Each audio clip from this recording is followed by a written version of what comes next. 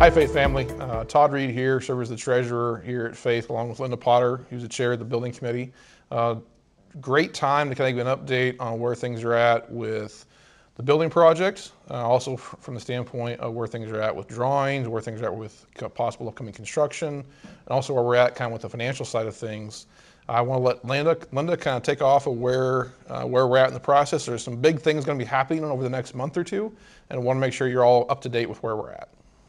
Okay, so just as a recap, this project and where we're at in design, we've been meeting for over the last year, maybe a year and a half. It's all kind of blurred at this point, but we have an architect on board. We have finished design development, meaning that you have photos that hopefully you're able to see that show you that there is a prayer chapel that is going to be open 24/7 for you if you ever need that extra moment to connect, that's private, that's alone, that's when you need it, whenever that crisis might happen or whenever you just need to be closer to Jesus. And then, so that will be part of this project. You also have a sanctuary that will seat at least 335 people so that we know we can grow into what this sanctuary will do for our congregation and our growth, as well as a narthex that will have a lot of ability for connection. There will be a coffee bar right there. There'll be donuts right there, so you're not feeling like you have to be rushed out of church or have to go to the Bible study in order to have that connection before or after service. There's a nursery to really give our young families what they need to continue to grow. There's family restrooms, a conference room. The project has really turned into a beautiful addition to what really fits for us here with Faith and where we see ourselves going.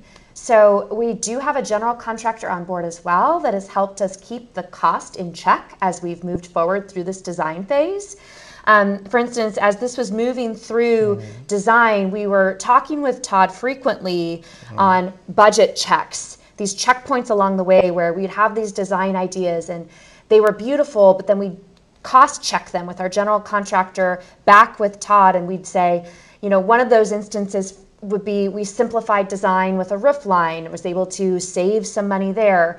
Like, that's the benefit of us having that contractor on board, and we've seen that firsthand to get us to where we're at today. So here's where we're at. You're seeing these images. We are done with design. We're going to move forward into construction documents, meaning they're going to figure out all those little details so a contractor can bid it and actually build it.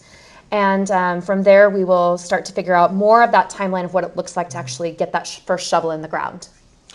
Yeah, and as Linda pointed out, this whole process, from the financial standpoint, the leadership at Faith, along with a lot of others with leadership of the building committee, have been in communication of what is this thing going to have an impact on our ministry budget, and how that's going to look. We've been planning out budgets for the next 5 to 7 years to see how through construction, during construction, after construction, how is this going to be an impact to our ministry here at Faith from a financial standpoint. So we've been digging into those numbers and we're working with LCEF. The project is going to cost more than we thought last summer, which isn't really a surprise to anyone working through this with the way costs of everything have gone up. We've been working with Beckenauer, the contractor, to make sure that things stay in check as much as they can. There's a point where we can only we learn we can only shrink it so much and still accomplish the whys of why we're doing this. The impact we want to have for the community of Northeast Lincoln, and also how it's going to be a benefit to the folks that are here and the folks that are not yet here. So there's things we can only shrink it down to a point where, and trying to balance the cost and balance the size and all those things have been a lot of deep discussions. We're working very deeply with LCEF. We're moving through the processes of underwriting. We will have to borrow money on top of the capital campaigns that were given, along with the foundation money that's been contributed as well. So we're working through that process, and we'll have a lot more detail probably by end of May, first part of June. We'll have a lot more information of kind of where things sit with that. We wanted to keep everybody kind of in a loop of where things are going. We actually had a chance to visit with the head of credit for LCEF, came to our campus a couple of weeks ago. We got to give him a tour of the campus and explain the project.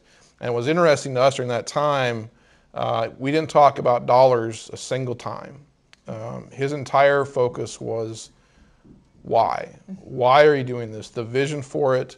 What's the ministry aspect? What's the culture here? How is stewardship viewed? Which is really didn't occur to us until after that conversation of he wants to know why you're doing it and the impact you're going to have. And it's not for the folks that are here, it's for the folks that are not yet here. As we keep talking about a lot of our ministry, the church exists for folks that are not yet members. And that's what the big impact of this is going to be. So we thank you for your prayers. We thank you for your insight. I know everybody wants to see where we're at, and we thank you for your patience. There's going to be a lot of stuff happening in the next two months. We'll keep you up to speed as much as we can. And as new information comes out, you'll hear it. And thank you so much for everything you've done for this project. Thank you so much for everything you're going to do for this project.